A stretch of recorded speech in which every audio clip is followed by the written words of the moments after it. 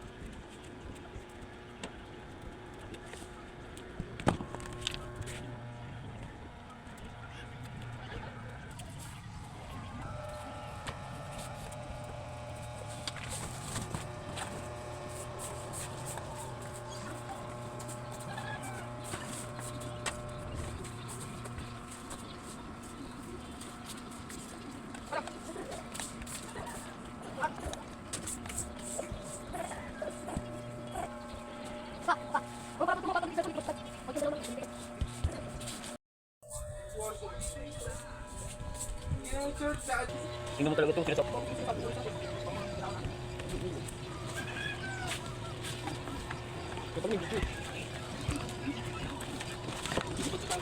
At ayun na nga, sobrang tagal ko nga maglinis, nalinis ko na rin sa wakas. Hindi pa nga sobrang linis yan dahil mamaya maglalatag na rin naman kami at matutulog. At tumakit na nga rin pala dito si mama para nga matulungan ako magsampay. Nagtataka kasi si mama dahil daw naubos ko yung mga labahin sa sobrang dami. Kaya ang sabi niya, tulungan na nga lang daw niya ako kasi daw alam niyang pagod na ako. Yung mga tuyungan na sinampay, pinag-iisa nga lang ni mama sa gilid para nga hindi na magkagulo. Kasi kung tutupiin mo talaga yan lahat, wala talaga malalagyan. Kaya yan, ini-stack na lang namin yan dyan sa gilid. Kaya nga pag may naghahanap ng mga damit, dyan na lang sila sumusungkit. At habang nga nanunungkit si mama, hinahangir ko na nga rin pala to para sabay-sabay na masampay mamaya. Nag-aabot pa nga sa akin ng hanger si Alas. At hanggang dito nga muna yung voice over ko, panoorin nyo muna ako dahil sobrang haba ng video na to.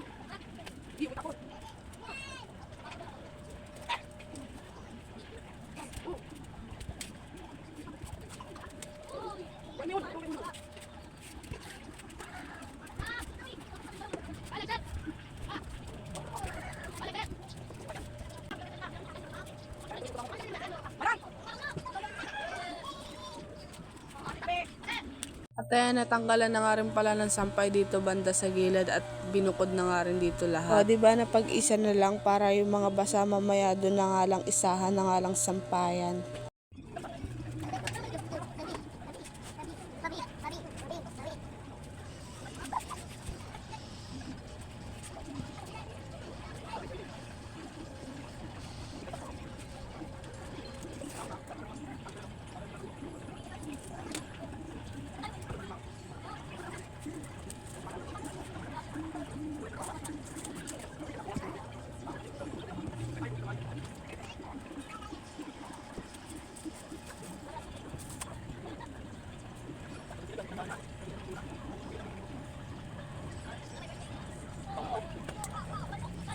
Ayan nga, hindi pa nga ako natatapos, nag-akyat kaagad itong kapatid ko ng sasampayin. O, diba, sobrang dami naming labahan.